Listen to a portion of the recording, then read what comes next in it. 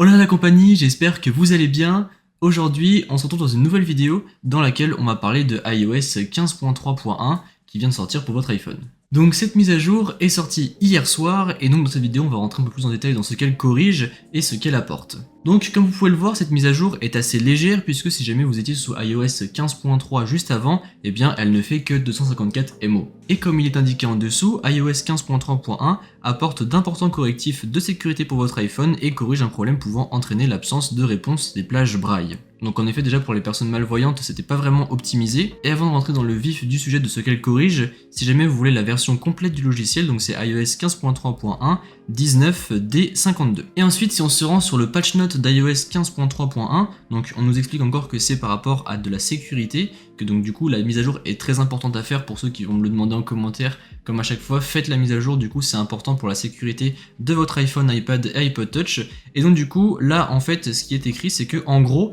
si jamais un site web veut s'infiltrer dans votre appareil et qu'ils savent comment s'y prendre, eh bien c'était totalement possible avec la faille qui était présente dans la version d'avant. Apple dit également qu'ils sont au courant que cette faille a pu être activement exploitée. Donc voilà, à voir comment ça se passe dans les prochains jours, mais du coup c'est une mise à jour qui est vraiment très importante à faire pour celles et ceux qui me le demandent, puisque encore une fois, la sécurité de votre appareil est mise en jeu. Après pour tout ce qui est de la batterie et des performances, il n'y a aucune différence avec les versions d'avant, puisque en fait les versions point, donc c'est-à-dire par exemple iOS 15.3, là c'est une mise à jour un peu majeure on va dire, et par exemple iOS 15.3.1, donc avec 2 points, c'est une mise à jour mineure, mais du coup qui va corriger plus de la sécurité, pas forcément de nouvelles fonctionnalités, mais surtout de la sécurité, donc ce qui reste quand même relativement important. Et en plus de ça, hier Apple a annoncé qu'ils allaient également faire une mise à jour concernant les AirTags, et donc là aussi pourquoi c'est important, puisque en fait ils nous disent que ils travaillent avec les lois pour pouvoir vraiment renforcer le système des AirTags, puisqu'il y avait pas mal de AirTags qui étaient utilisés pour traquer des gens, et donc du coup Apple est en train d'essayer de rendre les choses plus compliquées pour éviter que ce genre de situation arrive.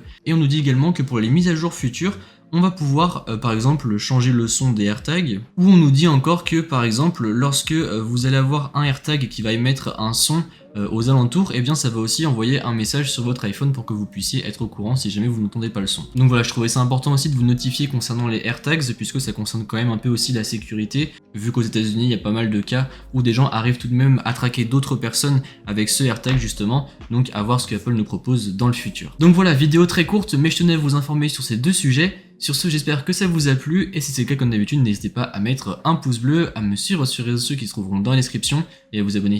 Allez, salut!